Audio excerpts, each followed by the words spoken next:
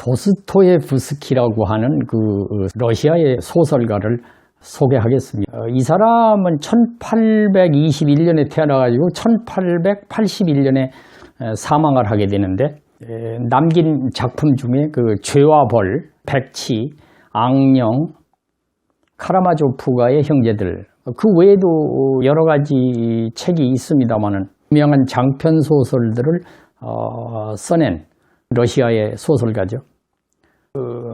이 사람의 그 생애를 좀 살펴보면은 16살에 상트 페테르부르크에서 그 공병학교를 다녔다고 그래요. 육군 공병학교를 다니면서 소설책을 많이 읽었다고 그래요. 주로 유럽 문학이라고 그러죠. 그리고 무슨 감성적인 통속 소설 같은 거, 그러니까 뭐 폭력이라든지 범죄라든지 이런 걸 다루는 이제 소설들을 주로 많이 읽었다고 합니다.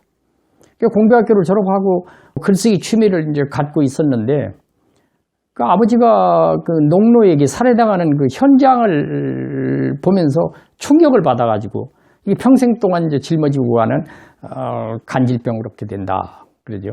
그 후에 가난한 사람들이라고 하는 중편 소설을 써가지고 유명한 그 문학평론가인 그 벨린스키라는 사람한테 이렇게 보냈어요.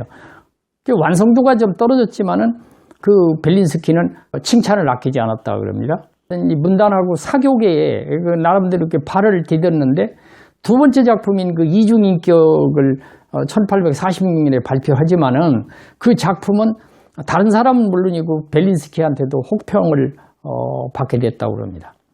그 당시 러시아는 그 니콜라이 1세가 통치를 할 때 좀 억압적 통치를 하고 있었는데, 도스토예프스키는 정치적, 사회적 개혁운동에 이제 가담을 하게 되고, 토론회에도 참여하고, 급진적인 소책자도 만들고, 어디가 뭐 연설도 하고, 이렇게 합니다.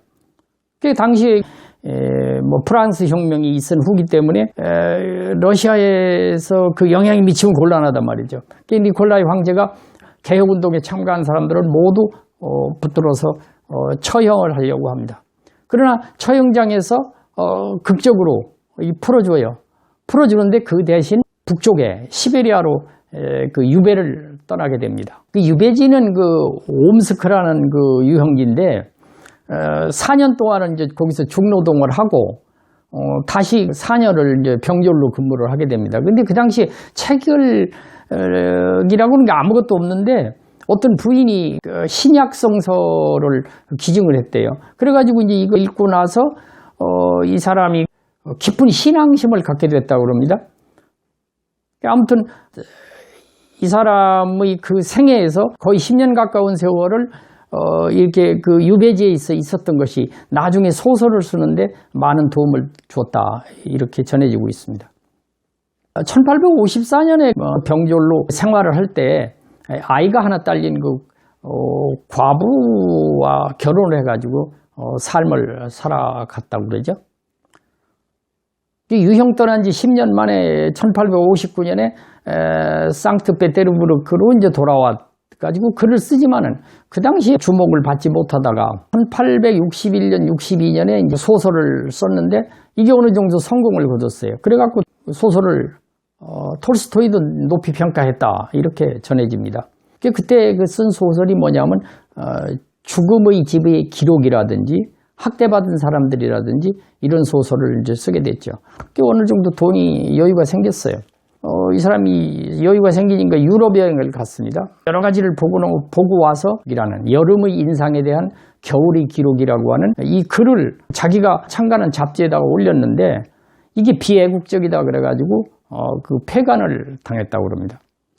결국 그는 독일의 그 바덴바덴으로 가가지고 도박에 빠지게 됩니다. 도박도 빠지게 되고 뭐 여자도 만나서 이제 이렇게 뭐 하고 뭐 이런 삶을 살았어요. 그런데 그것이 그런 것들이 결과적으로는 나중에 그것조차도 글을 쓰는데 도움이 됐다, 이러죠. 아버지가 약간 그 유산을 남겨놨는데 후에 그 잡지사를 하나 만들어요. 근데 이것도 성공하지 못하고 문을 닫게 되고 빚쟁이한테 또 시달리게 됩니다. 마침 또 불행이 찾아오는데 1864년, 65년에는 형도 죽고 또 그 부인도 죽게 됩니다. 이 사람이 출판업자한테 원고료를 이제 선불로 받아가지고 외국으로 도망을 쳤어요. 도망을 쳐서 또 도박에 빠졌어요. 도박으로 한번 승부 한번 해보자 이래가지고 했지만은 결국은 쫄딱 망하고 지인한테 또 편지를 보냅니다. 내가 죄와 벌이라고 하는 그런 제목의 그 소설을 하나 쓰려고 했는데 돈을 주라. 그래가지고 그 선돈을 받아서 죄와 벌을 쓰게 됩니다. 그런데 이 출판업자가 그거를 짧은 시간에 한 달 내에 원고를 제출하지 않으면 배상을 물리겠다 그러니까 마음이 급해졌어요. 그래가지고 도스토옙스키가 그 속기사를 하나 구하게 됩니다. 이 속기사가 두 번째 부인이 되게 됩니다.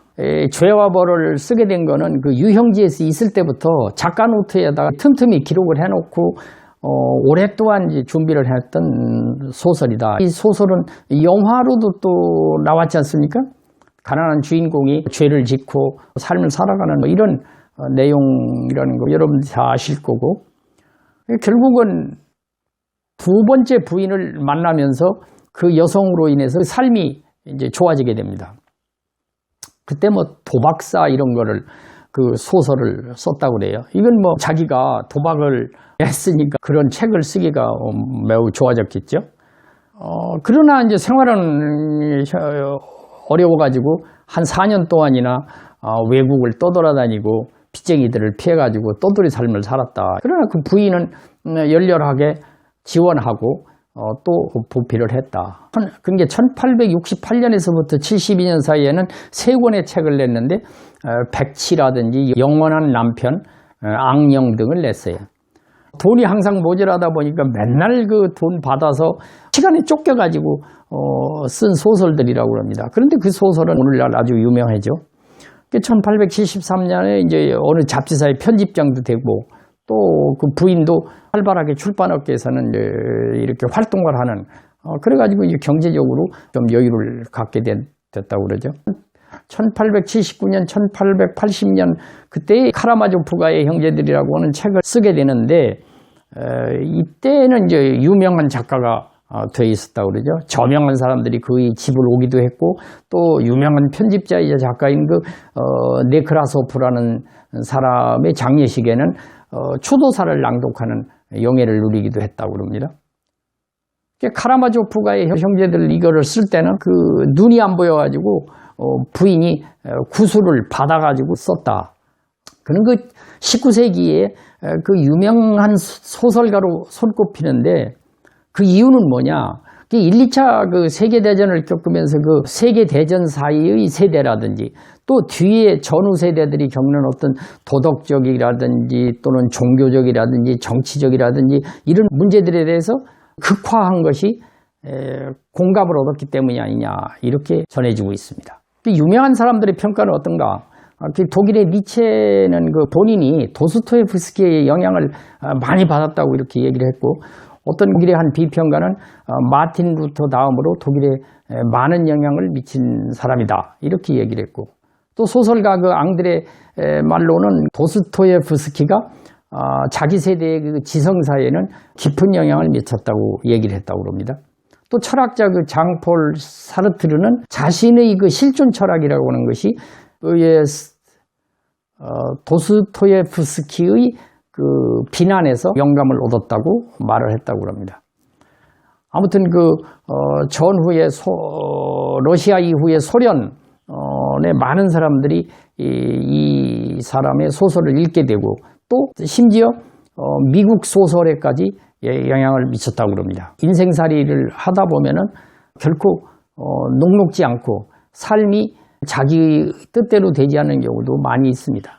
유명한 이런 작가도 현실 삶에서는 어려움을 겪는 그런 경험을 갖게 됩니다. 따라서 우리가 살면서 우리의 삶이 현실적으로 그렇게 편하지 않다 하더라도 최선을 다해서 살아간다면 좋은 결과를 가져오지 않겠냐 이렇게 생각을 해서 오늘은 도스토옙스키의 생애 대해서 잠깐 소개를 해드렸습니다.